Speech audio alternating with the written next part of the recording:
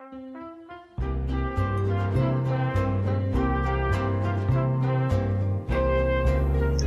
hemos quedado o estamos revisando lo que corresponde al capítulo 8 de Romanos, en la cual prácticamente Pablo nos va a hacer toda una exposición, digámoslo así, teológica, pero de las doctrinas del Espíritu Santo, si le queremos llamar así.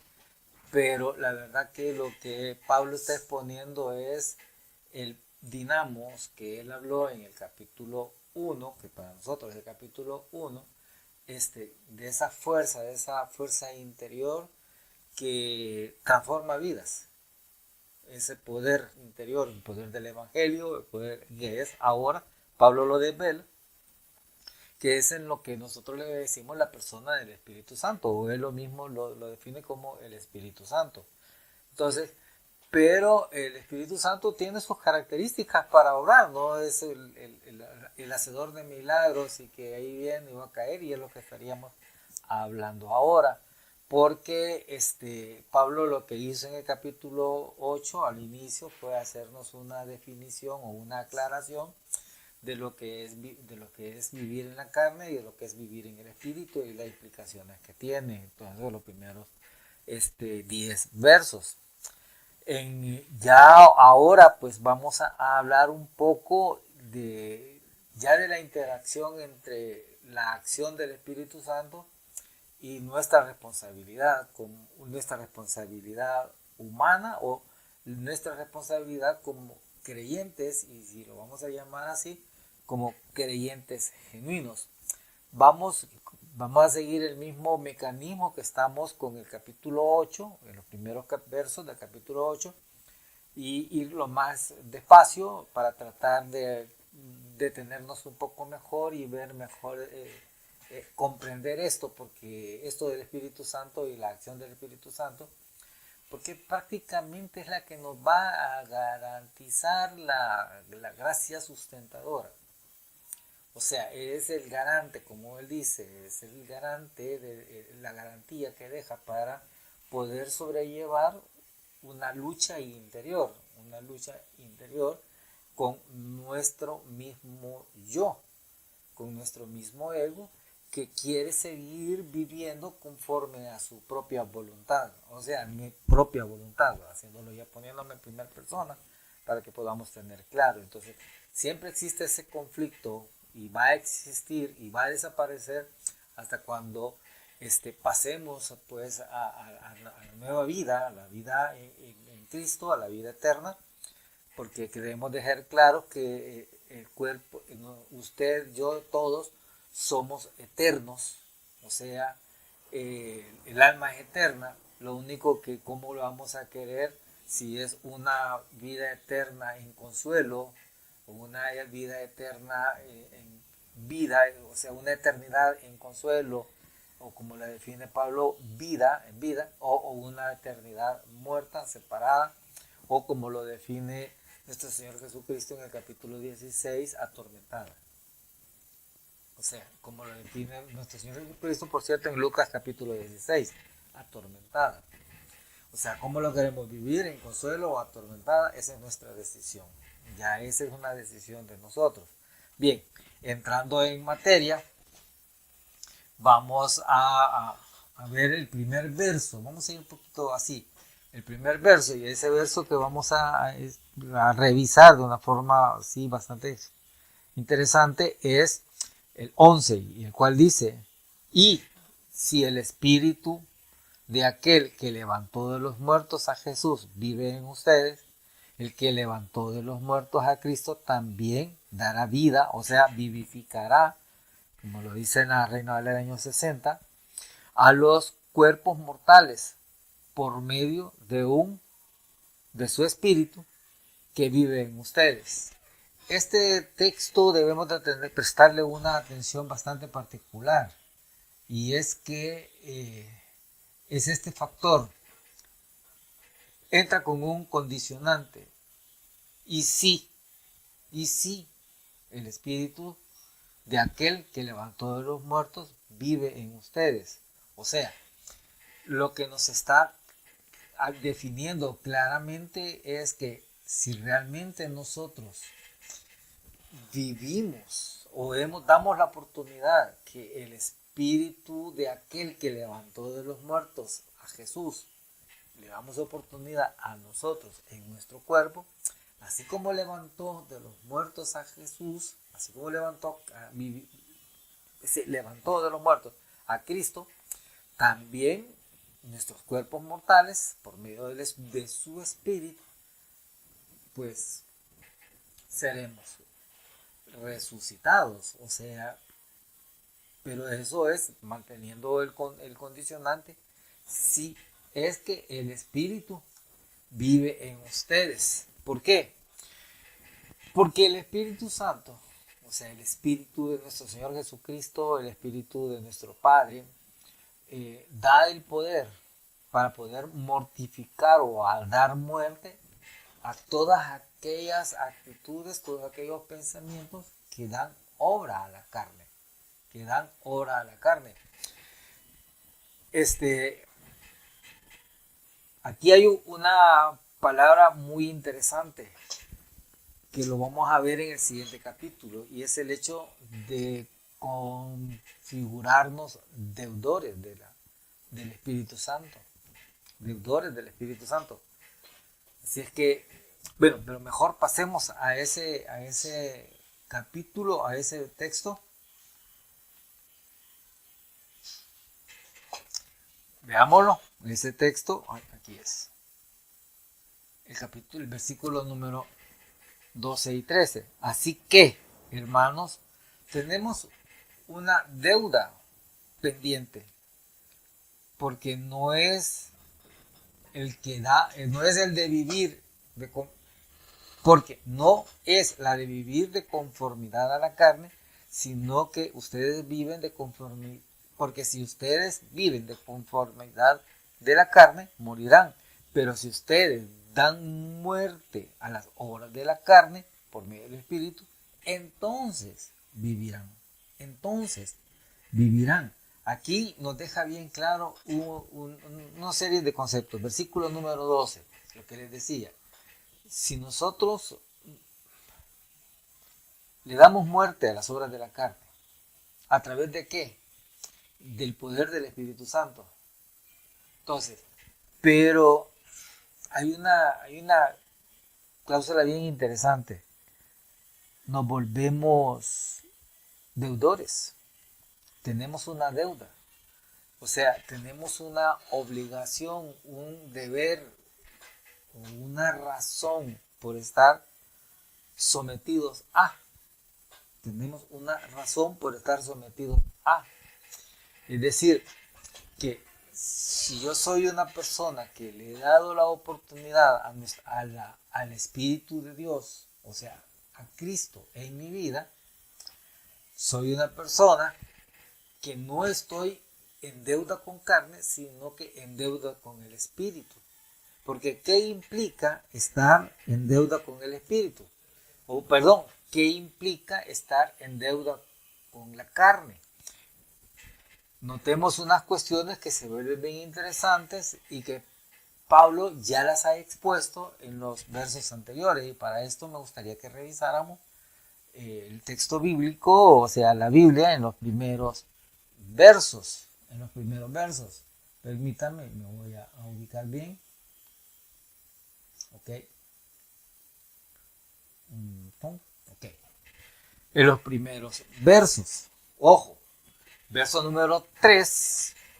Prácticamente, en el verso número 3, nos está diciendo, porque Dios ha hecho lo que para la ley era imposible hacer, debido a que era débil por su naturaleza pecaminosa, por causa del pecado, envió a su Hijo en condición semejante a hombre pecador, y de esa manera condenó al pecador al pecado en la carne. Es decir, el pecado en sí, o la actitud desafiante del hombre, prácticamente estaba condenando al mismo hombre. Es decir, el hombre se encontraba a sí mismo contaminado por su naturaleza original, por su naturaleza de, de nacimiento, o sea, el pecado que Pablo lo define.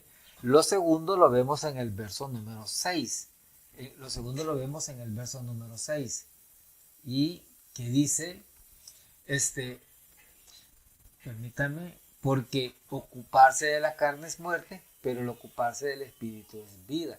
¿Qué es lo que hace la carne? O sea, el comportarse de una mente, de una manera humana, o sea, respondiendo a los intereses humanos, es provocar la muerte. Pero recordemos lo que definimos desde un principio, en el capítulo 8, lo que se refiere como muerte, y es separación espiritual del Padre. Es decir, hace que el hombre esté separado del Padre. Luego, en el verso número 7, las intenciones de la carne llevan a la enemistad contra Dios, porque no se sujetan a la ley de Dios, ni tampoco pueden sujetarse a esta ley. Es decir, que una mente está, la mente carnal, o sea, la mente humana, el comportamiento humano, está permanentemente distanciado de Dios, o más, debemos de saber aplicar mejor la palabra, enemistado con Dios. O sea, la naturaleza humana está enemistada con Dios. O sea, Pablo dice carne, hemos definido que la carne es la naturaleza humana, la debilidad humana. Entonces, está distanciada de Dios. Y si leemos el verso número 8, que lo tengo marcado con verde, además, los que viven según la carne, o sea, no pueden agradar a Dios. O sea, no puede Dios sentirse complacido con alguien que no responde a su voluntad, sino que responde a su propia voluntad. Eso es lo que me está diciendo Pablo en esos primeros versos. Luego, un creyente genuino, un creyente que está en la lucha, no es que ha sometido, porque es mentira, no podemos decir que hemos sometido nuestra voluntad completa a Dios, no, hemos decidido entrar en la lucha, en esa lucha con una decisión o con una definición de que vamos a acceder más al Espíritu, y que van a haber momentos de deslices, porque van a haber momentos de deslices, somos humanos, y es, pues, no estoy justificando a nadie, pero es una realidad.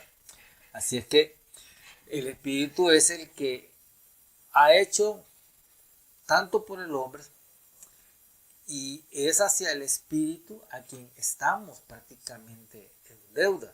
¿Y por qué estamos en deuda con el Espíritu? Verso número 2. Ojo, verso número 2. Lo vamos a subrayar con rojo.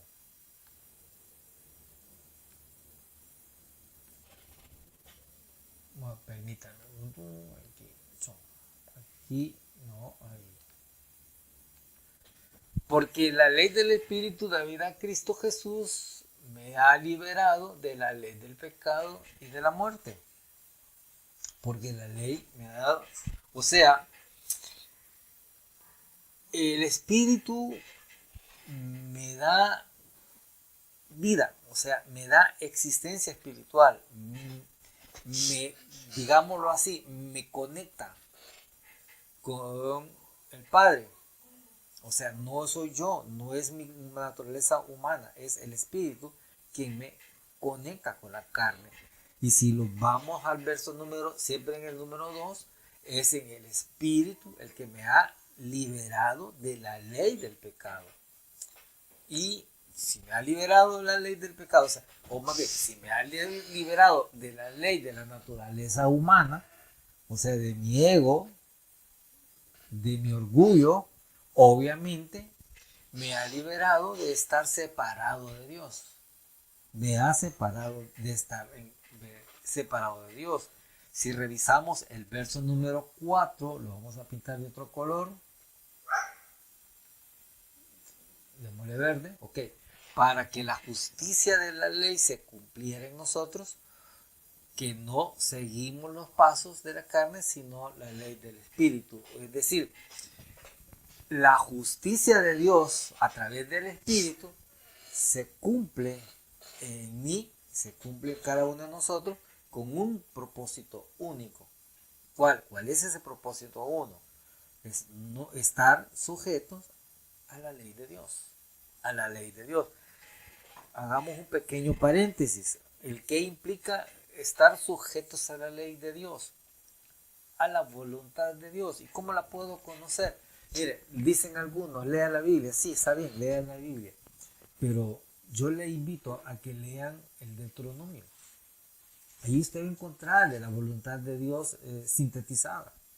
Ahí vamos. Porque luego después de Deuteronomios, prácticamente lo que lo que el Espíritu Santo hace a través de toda la narrativa del Antiguo Testamento, es hacernos ver ese conflicto de la naturaleza humana con la voluntad de Dios y la misericordia de Dios, y encontramos una serie de cuestiones, pero que prácticamente todo está relacionado con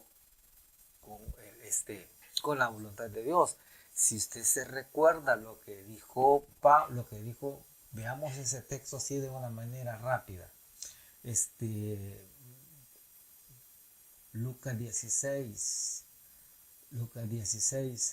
cuando está, veamos la ley de el rico y Lázaro, en esta historia que cuenta Pablo, que cuenta nuestro Señor Jesucristo. Cuando Lázaro, el rico le pide a Abraham que interceda o que hable o que vaya y que le diga, entonces él le dice que prácticamente dice, versículo número 31, veámoslo aquí.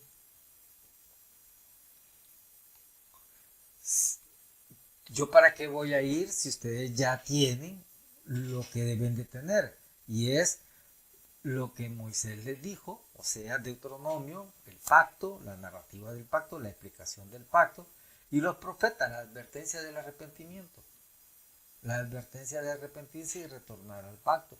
Entonces tampoco van a poder ser convencidos si prácticamente no puede ser así de que, miren, vamos a mandar un mensaje, no. Entonces, ¿qué es lo que me está diciendo? Entrándole de regreso, ¿qué es lo que me está diciendo este texto? Es repetirle lo que yo le estaba diciendo con anterioridad. Y es que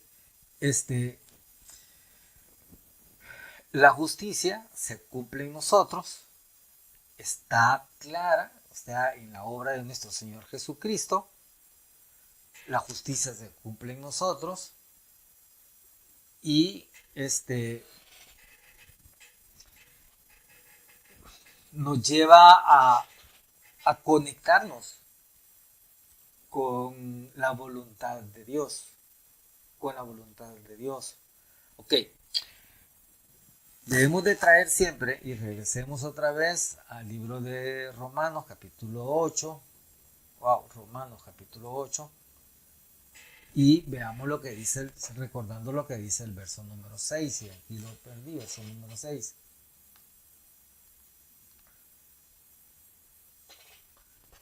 Porque el ocuparse de la carne es muerte, pero el ocuparse del espíritu es paz y vida. O sea, lo que nos está diciendo que a través del Espíritu Santo nosotros nos debemos de entrar en una conexión con las cosas espirituales. Pero debemos de ver una cosa. Esa conexión, hay un condicionante. Un condicionante que debemos de tener muy presente. Veámoslo en el verso número 13. Ese condicionante que debemos de tener presente. Pero si ustedes viven, ojo, pero si ustedes viven en conformidad de la carne, morirán. Pero si dan muerte a las obras de la carne por medio del Espíritu, entonces vivirán. Se ve claramente algo muy interesante. el hombre puede seguir viviendo conforme a la voluntad, a su propia voluntad, hacia la naturaleza humana, y si lo sigue haciendo, por muy religioso que sea, por muy moralista que sea, prácticamente el vivir dentro de su propia voluntad hace que esté separado de Dios, o sea, que esté muerto. Ahora, la carne, insiste Pablo, condena y condena, y no hay excepción, o sea, condena, o sea, no es el que fulanito, no es que sea el religioso o el pastor o el misionero o el apóstol o como le quieran llamar, pero si esta persona vive sujeto a sus a su a, su, a la avaricia, al materialismo, a la voluntad propia, es una persona que está separada de Dios, está condenado, está muerto. Y el estar muerto quiere decir que sigue la carne, sigue su propia naturaleza. Ahora, pero, si el hombre se somete al espíritu, va a tener una relación o una existencia espiritual. Pero aquí hay una cosa muy interesante que quiero hacerle marcar y que se vuelve bien interesante en este verso. Hay una cosa muy interesante en este verso y es que es algo por obra de magia que el Espíritu Santo, oh, ya hice una oración y que ya me acepté y ok, no. Va a derramarse sobre mí el Espíritu Santo, voy a hablar lengua, voy a cantar, voy a vomitar. No, no, no, no, no es así tampoco, o sea, no es algo místico, no es algo oculto, no es algo sobrenatural lo que va a pasar, si, o sea, milagro, de hecho, no. ¿Por qué? El texto lo dice bien claro. Pero si ustedes viven de conformidad a la carne, morirán. Y si dan muerte a las obras de la carne por medio del Espíritu, entonces vivirán. O sea, si dan muerte. O sea, si dan muerte. ¿Qué me está diciendo eso? Hay un compromiso del Espíritu Santo, sí, es cierto, de dar ese dinamos, ese poder interior, pero aparte que hay un compromiso del Espíritu Santo, pero también hay una responsabilidad suya, mía, por querer transformar. O sea, yo soy el Espíritu Santo, no es el que va a mortificar la conducta pecaminosa o la conducta humana, la necesidad humana. Soy yo el que voy a hacer mortificar eso. Pongámoslo en un ejemplo práctico. Digamos, la avaricia o el materialismo. Seré el Espíritu Santo el que me va a quitar los deseos de tener colección de pares de zapatos o tener colección de vehículos, o soy yo que debo de renunciar a tener esa colección material, ya sea de lo que sea. Soy yo o es el Espíritu Santo el que va a quitar de mi mente el concepto de lujo, el concepto de impresionar al que me ve o el buscar la aprobación del que está a mi lado. Soy yo el que debo de borrar de mi mente el hecho de que debo de hacer eso. Ok, ¿dónde va a actuar el Espíritu Santo? En darme el poder. ¿Y cómo va a actuar el poder? En recordármelo, en estármelo recordando. ¿Y cómo me lo va a estar recordando? No solo de pan vivir el hombre, más buscar las cosas de Dios y todo lo que se te será añadido. ¿Por qué? Porque tú no necesitas, las flores no necesitan un vestido, comprar vestidos, porque Dios los viste. Y si Dios viste a las flores y son más hermosas de cualquier vestido que usted o yo nos podamos comprar,